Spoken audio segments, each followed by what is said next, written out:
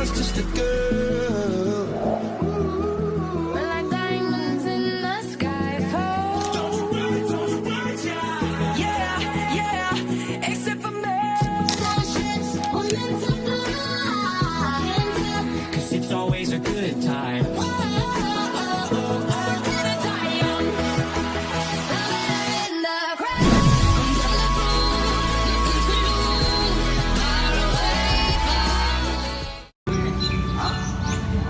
Mahimo ba nimong ipaila ang imong kaugalingon ug isulti kanamo ang gamay bahin sa imong baklang?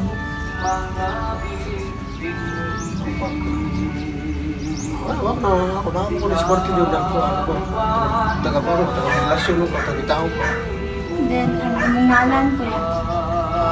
ini Durban ini ako di sa kwartel dagat. Unsa ka dugay nagpuyo sa Oslo? Ano na ate ko gipanganak ako karon Ilan na din niya? 60 na ko. Unsa mga heritage sites sa Oslo ang labing makahuluganon kanimo ug ngano man? Katulong sa rin, katulong ko ito sa mga Heritage Oslo. katulong ko, kita rin mga paipay British ba ito, no? Katulong ko,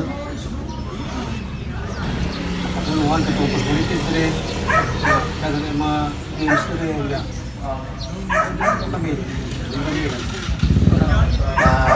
barong may. Adunay kabay personal nga mga panunduman o mga istorya nga may kalabutan sa Quarter Runs Oslo Church or uba pang lokal nga mga dapit. Mura, ang kasulti ng ko, kaya mga kuwan, mga hostel beds, mga Baluarte. katikulangan, mga kabilis, mga katikulangan Sa imong una, nganong importante man nga ma-preserve ang atong kultural o kasaysayan nga pabilin. Kakadagulong mo ito, ang kuwan kaning sa kuwan pa pag sulundod din nato di nga kita mga pinuhatan sa mga katigulangan sa una mo itong mga naandan ng mga sulundod ng mga kalibukan dito sa Oslo. Unsa ang mga bag-o ug ang imong nakita sa daghang mga tuig kung giunsa pagbalis sa mga tao ang atong lokal nga kasaysayan? Sa tao. Unsang mga bag-o ug ang imong nakita nga daghang mga tuig kung giunsa ang pagpabilis sa mga tao ug atong lokal nga kasaysayan?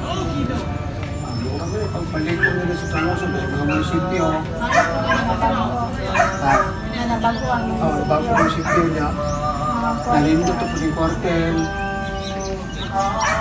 simbahan, nalindot po nung tintal lang ito, simbahan, Daga na sa mga mga mga kabaguan, at ako kay TV niya po na, mga tanong rin, ikapito. Unsay mahimo sa mga batanon sa pagtabang sa pagpanalipod o pagpalangko sa atong pabilin. ang ina ikatabang dyan nga, na sila dili nyo sila magpabuyag ba,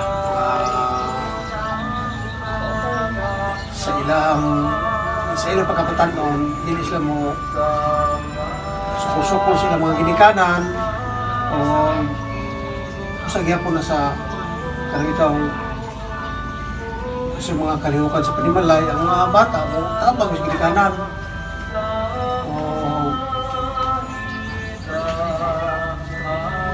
wala. Unsa ang gusto nimo nga mahinumduman sa umaabot nga mga henerasyon mahintungod sa kultural o kasaysayan sa Oslo? Mga kultura, iso ang mga Hindi nga po, yan nga po mga taga-ostuta ka.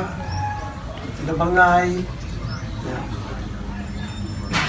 Manano, managat. Wala may ako, wala yung kultura yun sa suslog managat, manano.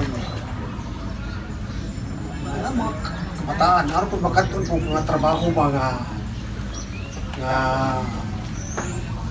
makatun kinaan na sila usay mga sulunod ng mga gimuhatod sa mga katigulangan.